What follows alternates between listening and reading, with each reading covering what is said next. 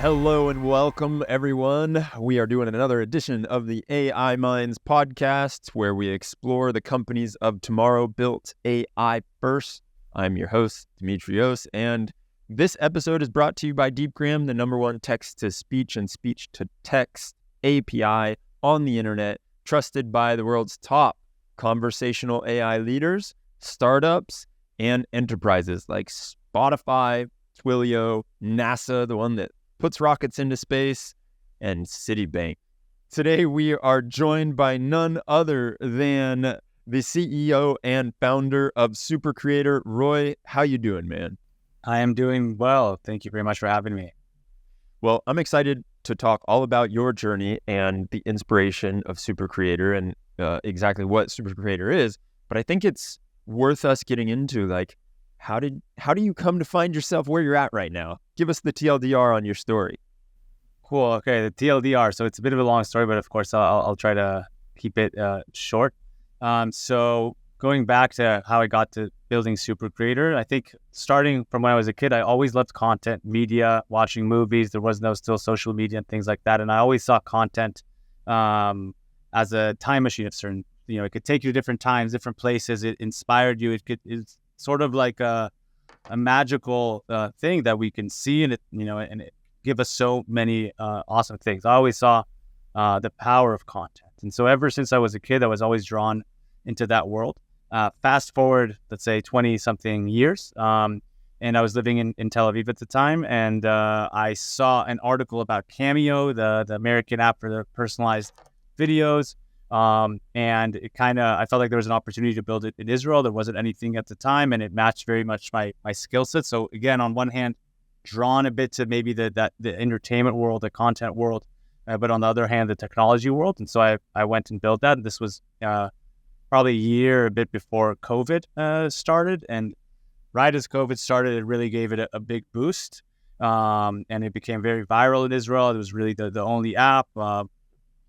Nobody, there wasn't really any other solutions here for the market, but it's on a technological level, entertainment level. And so I started building that up more and more. And what happened was that as it got bigger and I wanted to kind of scale it, both in terms of what the service and the product offered, not just personalized videos, but I also thought about subscriptions and memberships. And I think a lot of people feel like there's some potential there. And this was a few years ago. Of course, today it's sort of, I think, much more mainstream. But like many companies, trying to solve this or build this thing, I reached into sort of a bottleneck. And the bottleneck was even though I had the users, I had the creators or the supply, I had the platform, I didn't have they weren't creating the product, which was the content. And so I started going deeper into it, and the content was video. And I tried to understand, why is it so difficult for people to create video? I mean, it is very difficult. There's so many things that go behind the scenes of just that final result that you see. It's a lot harder than it appears. So initially, I was like, okay, I have all the pieces. I have my engineering background. I like building things. Let me build a solution for this. And it started with maybe more basic things like calendars with reminders, but loving technology. I heard about GPT-3 or GPT-2, GPT-3. I heard they were starting to give access to people. In the beginning, they were very, very strict with the access. It was closed beta for a while. And I actually got into the closed beta. I emailed Greg Brockman, the CTO of OpenAI. I read on some blog posts, that's how you can get access to it. I was like, okay, I'm going to try this. And I tried it in the middle of the night. Boom, 5 minutes later, I got access to GPT-3. And I started using it. And Did he respond? He responded, yeah. I need to look up the email, but it was like you just got access, and it worked. Again, not a lot of people were doing this. Barely anybody even knew about GPT or OpenAI.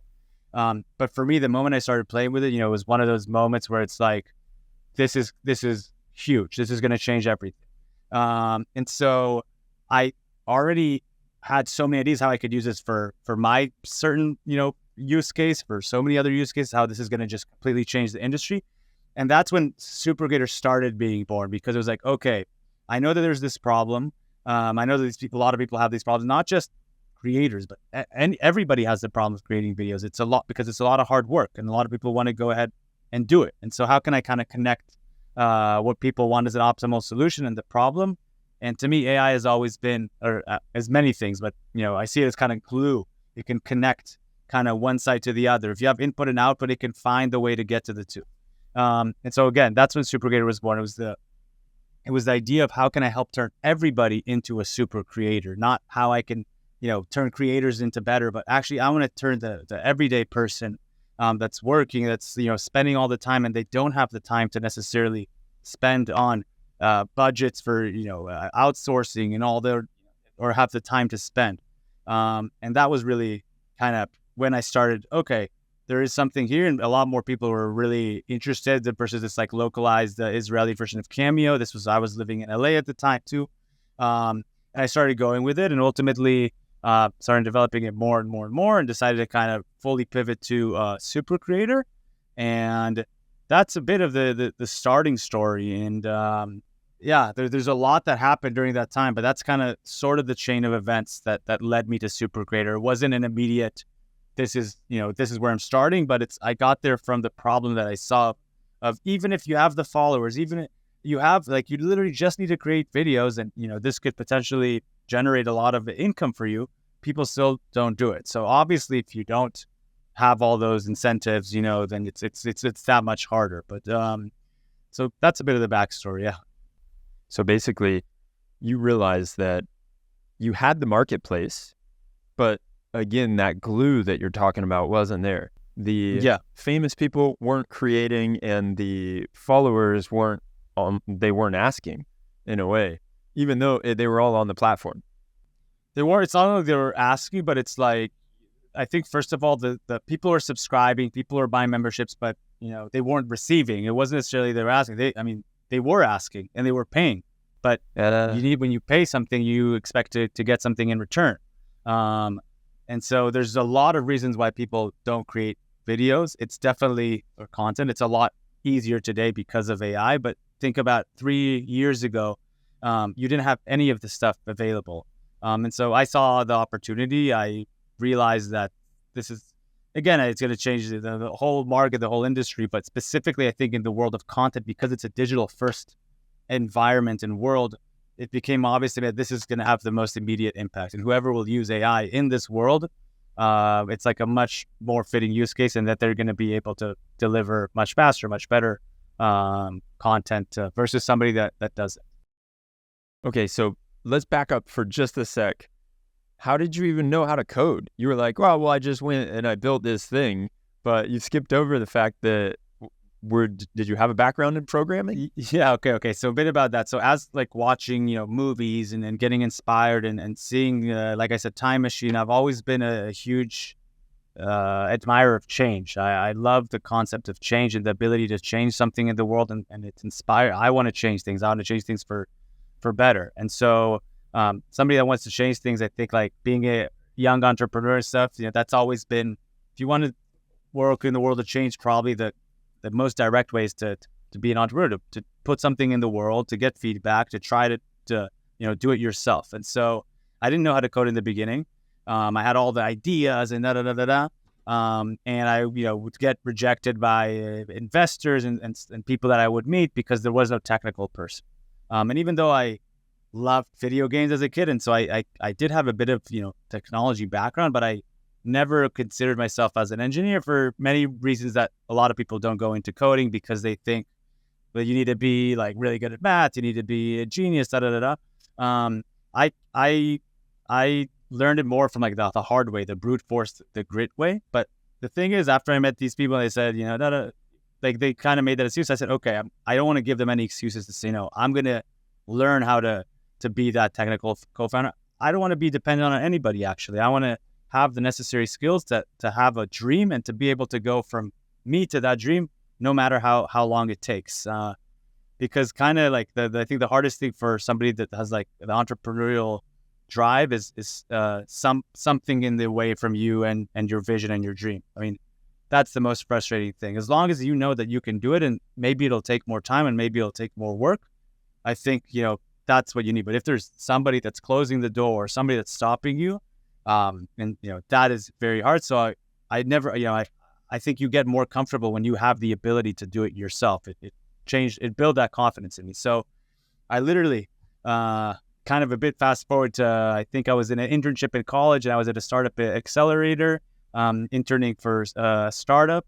And I was kind of working on my own idea. And that idea at the time was this combination of like Tinder and Instagram. So it was like a swipe, social network once they both came out. So it was relatively early. And I presented it to the accelerator director or whatever, like the mock-up, like lots of starting entrepreneurs do. He's like, I like it. Why don't you build it? That's literally all he said. I was like, huh. He's like, you look smart. You could build it. I was like, why don't I build it? And so I went home and I started Googling, and literally that's how it started. I went to this iOS development website called Ray Wonderlic. It's very the iOS developers know that they changed their name since then, but that was like the OG iOS. And the first thing I built was this like swipe interaction that Tinder has, which is like, it feels really, really good. So once I built that, then I call it like I fell in love. I couldn't sleep. That's all I thought about, and I just wanted to dig more and more and more because I saw how quickly I can go from this idea to reality. I didn't know how fast it was. And that's, from that moment, I've been coding, I think, almost every day since. This was like 14, 13 years ago. And so I just started building idea after idea and getting better and learning and failing and learning from my mistakes. But it's like I always knew that every failure, every lesson is, one step closer to the one that will succeed and will make a big impact. And it was just lots of self-talk and motivation and watching YouTube videos and in the beginning to just kind of really build that, I think, persistence in me. And leading up to SuperCreator, I built over 50 apps over the span of 10 years, from anything you could sort of imagine, from a fitness app that uses the accelerometer and gyroscope to measure your workouts, again, before there was AI and all this stuff, to group stories, to DJ, like really any idea that I had that I felt like, could work, I built it. And some of them actually were very successful in terms of the usage in Israel. I had 3 number 1 apps in Israel that I built, and a few that were also had good audiences in the US. But you kind of learn. I've always been that, the 10,000 hour rule, that's what I felt, at least for me. Like I maybe wasn't the smartest, but I at least want to try to be the hardest and most determined. And that I know I could do. That I know that I could, I won't give up. So that's kind of what led me to build. And today I think it's getting easier and easier to code or to build. But I'm super grateful because I think being technical is one of the best skills you could have. And I think it's only going to increase because the interfaces are getting easier, but as long as you can have, understand how to test things and kind of build that connection and coordination between your mind and whatever it is you're interacting with, that I think you'll be able to do pretty much everything as time goes by. So I'm super lucky that somehow I got, this world, I got thrown into this world, but that's a bit of kind of the journey, I guess, how I started coding and why I started building stuff. I love the determination and the dedication you have to the craft. We actually had someone on here, Fran, who did not have any idea how to code before GPT-3 came out, or ChatGPT. And he created a tool that is for doctors, which is, you wouldn't think like, oh, that's the easiest sector to go into, right? Like highly regulated space. And he learned just by using ChatGPT as his buddy. And he would ask it questions and get the code snippets back, and then learn, but didn't necessarily do the copy and paste coding style where it's like, make me a function that does this. It was more using it as a study buddy. And he was able to create a whole app that is doing wildly well. And it's so cool to see that. It just reaffirms what you're talking about, is how the interfaces are getting easier. It is more leverage than ever in history to be able to use technology and create what you want with it. Absolutely. And I think also I use ChatGPT obviously every day, but as well as a, as an educator in many, many different fields. I think the ability to kind of be able to get the information in a way that you understand. I like a lot of times like in tables to get information. I like comparing things. It allows me to, and so it's, the ability to self teach is now so much more available and possible than ever. And it can be coding, but it can probably be anything. You could probably become an amazing lawyer. You can probably become an amazing even chemist, I would think, because you can have this feedback with an infinite, instant teacher that is smarter than all of the smartest people in history, right? So it's like, why don't you use that? Yeah. So, you just got to be careful that it doesn't hallucinate more than Hunter Thompson. Of course, but you got to always assume that I think like every sort of content that we receive today, right? You need to triple check and use critical thinking. But it's like, if you can find the good things out of this thing, then there's so much like that can happen from it. And I think a lot of people today, like with the hallucination thing, I'm not saying you specifically, like, but a lot of people like, oh, it's hallucinating. I don't care. Even if it hallucinates 20% of the time, if I can use it 80% of the time, and I know when those 20, like even if it's 10% of the time, that's still going to be an incredibly useful tool, and it's obviously improving over time. I mean, come on, like it's. Don't think of where it is now. Think of where it is. I don't know if you've watched 2 Minute Papers, that YouTube, right? It's like, don't think where we are today. Think where we are in 2 papers down the line. All you need to see is what's the sprinkles. Like, don't focus on where it is now. So I think a lot of people, a lot of the discussion online today is really, it's just, there is this incredible thing, incredibly powerful and maybe good and maybe bad. We need to focus on more important things. And if there's like some hallucinations or something, that I don't think it's fixable. That's the main thing. Talk to me about SuperCreator. What exactly is it, and what's the journey been like so far? You started it, as you said, after pivoting from the Israeli Cameo, and what exactly is the tool? Yeah, so SuperCreator, the main idea here is to save you time creating value via short form content. So, more specifically, it's an app that helps you make short form videos faster. But we don't really want to eliminate the human in the content. We want to sort of be like your team. So that means if you look at a video and we reverse engineer and we think about all the kind of processes that went there, usually the way that it works is there's a story, there's an idea, there's a script, right? After the script, there's recording. After the recording, there's editing. After there's editing, there's posting. That's sort of the short form video lifespan. It's different than a movie or maybe a YouTube video. But if we're looking at short form video, which is still, I would say, the hottest medium of content because of mobile phones, that's generally the process. And when I was living in LA, I moved to LA to kind of try to scale an Israeli Cameo, create TV globally. I was living in LA with a few content creators, TikTokers, entrepreneurs, investors. But I got to sit down with these very, very successful content creators, and I saw the process that they did.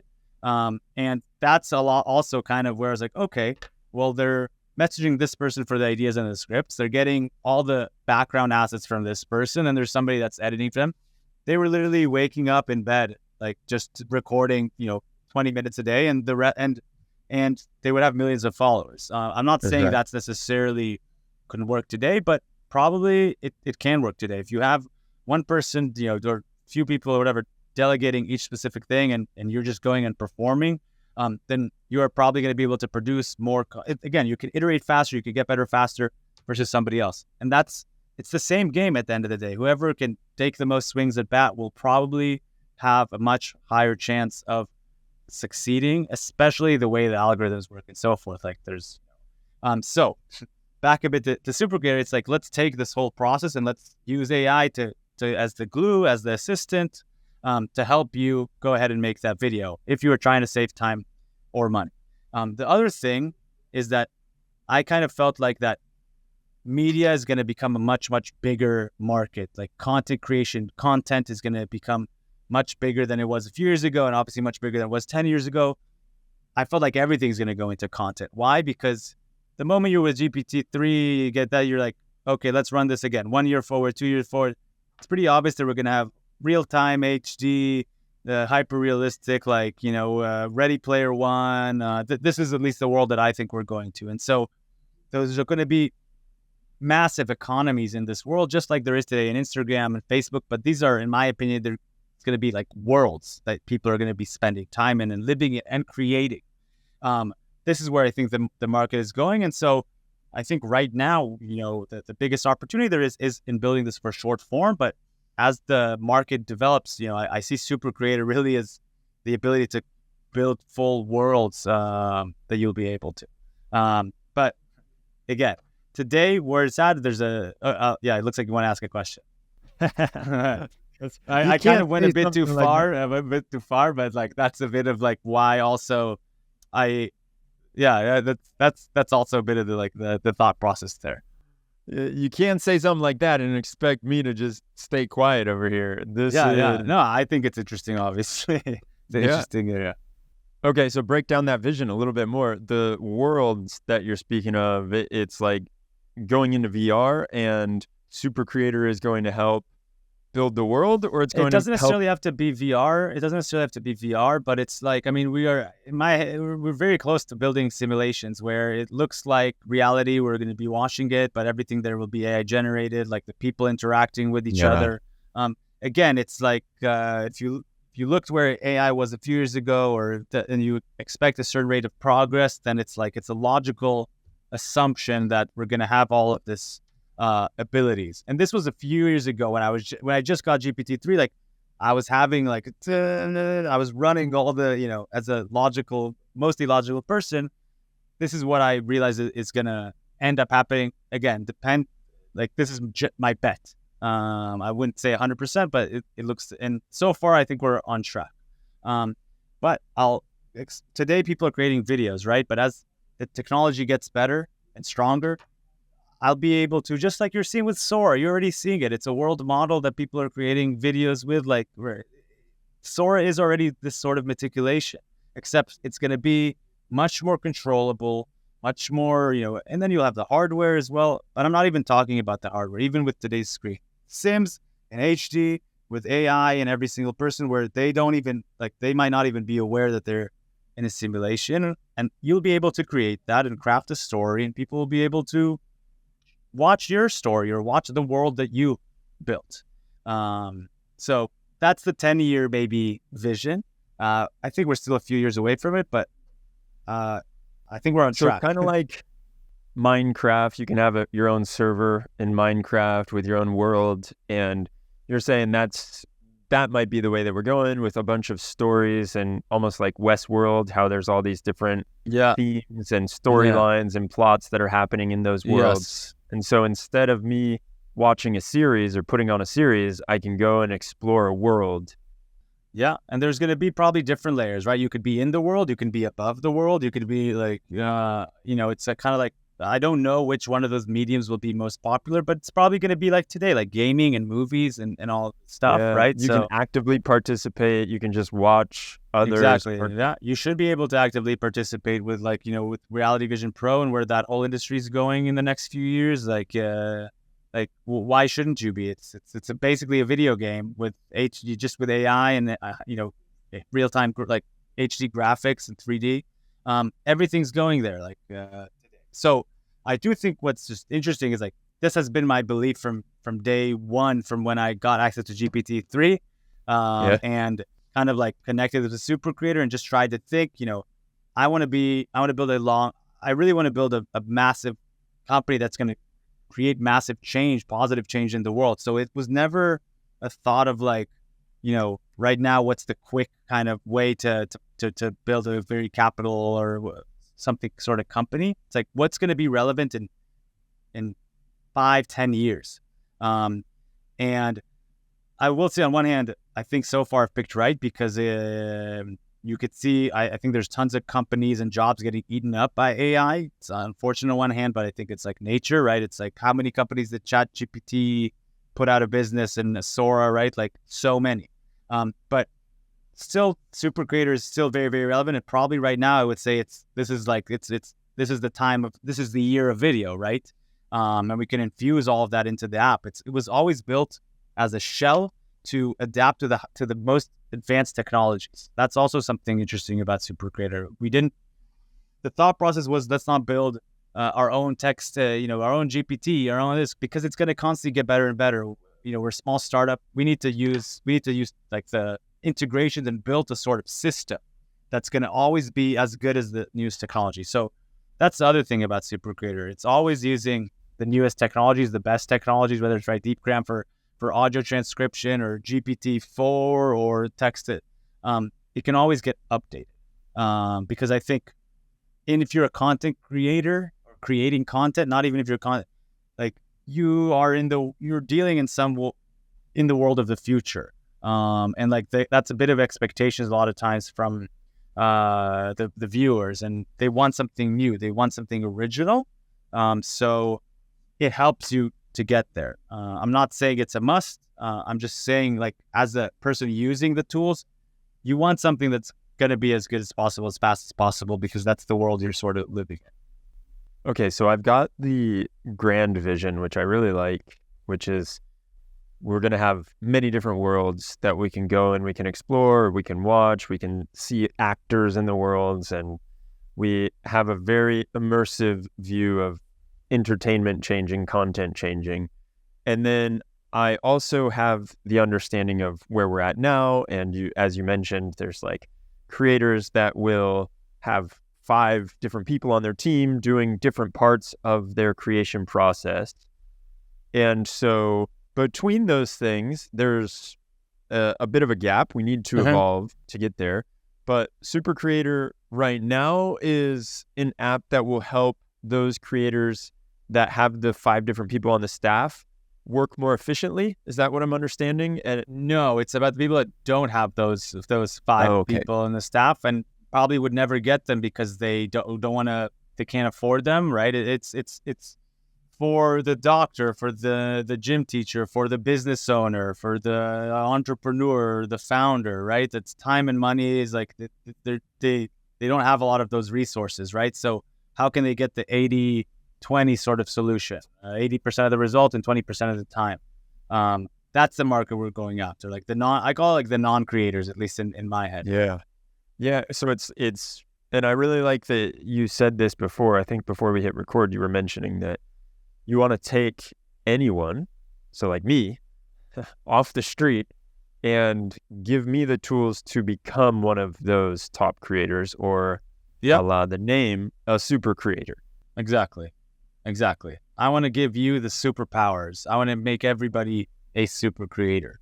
So walk me through it. I have an idea for a video, or I have a hot take, and I'm in the AI world and the machine learning world. And so I've got my hot take, and I turn on my camera and I start recording myself saying this hot take.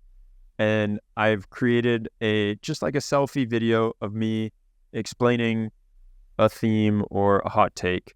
Then what happens? So in that case where you already have the idea and you're record, so let's say you have seems like you already have the script, right? So the thing with SuperCreator is we take you all the way from ideation to creation. But if you have certain things already, then, we can help you. It's like modular in some sense. The main reason many people don't create content, or, initially have it, is because they don't even know where to start. They don't have an idea. So we help you getting from 0 to 1 to that video. And we do that by helping you decide on a script first, by learning a bit about you, the topics of interest, what you do. And then we suggest topics, and from topic you go to script. We make it easy to convert like a website or a blog post or a Twitter thread into a script that you can go. So maybe, you saw this great thread and you want to make a video about it. Well, the process of doing that and coming out the video, there isn't really a good kind of process for you to go ahead and record. You need to copy each thread post. You need to take, so we kind of make that. So you have the starting point, which is the script. Once we have the script, let's say we can do things like auto-generate, the background assets for you when you're talking related to those specific things that you're talking about, Nice. And in the editing as well. So now there's a bigger focus on editing. I think editing is going to also be pretty much fully AI automated, like at the level of editors, if not better. Probably in the next few months, we're going to already start seeing, like, not only from SuperCreator, but from other companies as well. And you're already starting to see it, but I just think it's going to be fully solved. GPT-4 vision, right? That really helps because now GPT can understand and see the content, right? And like that kind of is what was missing. You have the audio from the transcription, so in the storytelling video when somebody says something, but the biggest thing that was missing is like you needed the AI to understand. So that's also something that we're working on integrating as well. So you have the editing done for you. And then once you edit the video and you have the video, you want to post it on social media. So we go ahead and provide you, caption, hashtags, a longer post, and so forth. And you can fully edit everything at a step of the way. So we don't want to we want to give you something so you're not with a blank page, but you should be able to fully edit it and customize it and give it your own feel. I think that's super important. So, in your use case, you already came with an idea and you wanted to talk about it. There's different elements that we can help about. Another interesting thing there is just in the camera, we have augmented reality. So we have Snap's integration there. So we have the automated background based on what you're talking. We have filters. We even have stuff that doesn't exist anywhere else, like generative filters, something cool that I built. So you can actually go, make me look like Picasso, make me look like this person. It will generate a face filter mask and apply it onto your face within a few seconds. Soon we're adding 3D as well, right? So as you're seeing, right, text to 3D go to like sub 1 second, you'll be able to just summon or, put 3D assets in your video as well. But the biggest thing is, you came up with one idea and you made a video, but, today you need to create not one video a week. You probably need to create 3 videos a day. And so how do you come up with 3 ideas a day or 3 topics a day? How do you come up with 21 topics a week, 80 a month? That takes a lot of work. Even if you put in the work, it takes experience. So AI can help you streamline all that. And SuperCreator specifically, that's what we want to do. We want to turn you into a SuperCreator. Because I think people that is the best way today to get people to hear about your product, service, or whatever it is. And so if you could do that faster and cheaper and better, then that is a massive opportunity for you to get discovered by millions of people today, right? Like the way that TikTok and Instagram and so in theory you could even just work until you get that one viral video, or you can get better. You'll always get better and better, but just what's that one video that'll go viral that'll change your life? Maybe it's 100 videos you need to make. That's literally probably what's standing the way between people and that moment. With SuperCreator, we're helping you get there. We are a tool that takes you and your experiences and uniqueness and amplifies it into hopefully valuable content for other people in the world. Well, I really like this idea of prompting the creator on what they can talk about, because that does feel like there's like all kinds of books that are written about this, but all you got to do is start. And then once you start, you have that snowball effect and you get into it. And then normally it's like you keep going down the road if you actually take that first step. And I was just thinking about how, wow, if I could have SuperCreator follow some of my favorite people online and then extract all the stuff from LinkedIn posts and not only what the post is, but what the comments are saying. And then I can create something, a video about my take on this idea or these comments or whatever it is. That would give me a lot of fodder for content. I completely see that you've got content for days in those examples. Absolutely. And in order to have that, what's needed to be built is kind of like this system, right? This ideation to creation, because now what you talked about is a bit before the ideation. It's like the pre-ideation, it's the pre-collecting. But as long as you have this app, this workflow that's very specific to how SuperCreator works, then you could shove everything into that input, right? It can be it could even be maybe you can hook up to your workplace, to the sales you make. And so to Shopify, all the calls, right? All the calls, right? But the flow is still the same. And so another interesting kind of point was I felt like as AI gets commoditized, there's going to be tons of AI video, automatic create videos in a second sort of tools. And now you're starting to see that repurposing, text to video, because there's zero mode in my opinion, because it's all web-based and it's very AI will probably be able to build that soon. in mobile and with a human, you need to build a product that takes the human and makes them better, not removes the human from the equation completely. And I'm also glad we kind of went on that route, because I think that's probably going to be one of the remaining, the easiest way to differentiate your content is you. Your experiences are unique. Maybe your insights aren't unique, but what you've experienced is one of one in this world. Nobody, as long as we're living in the physics and these are also like, I'm going a bit back, a bit philosophical, but because to me, SuperCreator is like a philosophical, like a company and a mission. And where I was going with that is like, when you run the iteration, you think about all these companies and what's going to be relevant. It's like, okay, how can we stay again relevant in 3 to 5 to 7 years? And I still think that's going to be the case, is if you can take the person and what they've experienced today and in their whole life, and you could somehow kind of bottle that up into content that's unique and authentic, that is going to be, storytelling is going to be right. Human storytelling, like, again, because their experience is unique, is going to be valuable. And I'm just trying to help you do that. I want to be like a gym for content. Like, it's not going to work itself, but if you come into the gym every day, you're going to ultimately get stronger. And it like, you can't just forget fake strong, like that. There's no shortcuts around it. But let's build the best gym in the world that takes person and has the best, teachers and the best tools and the best workout equipment.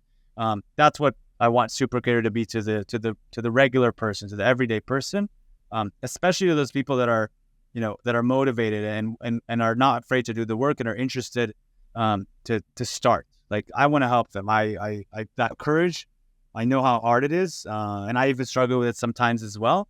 Like, I want to be there for you, and I'll do everything that we can to give you to build the biggest technology to make it as easy as possible. Incredible. Roy, I really appreciate you coming on here and sharing this vision with me. It is cool to see and think about. As they say, don't focus on what will change, focus on what's not going to change. And it feels like that idea of we as humans are going to want to understand and hear stories from other humans, that's not going to change in the next 5 to 7 years. And so I'm on board. And it looks like what you're doing with SuperCreator is very cool. I look forward to the day when we can go into the immersive worlds that you speak of. Yeah. Hopefully they're here sooner than later. And I appreciate you coming on this podcast, man. Awesome. Well, I really enjoyed speaking with you as well and sharing a bit about more SuperCreator and my journey leading up to here. Thank you for having me.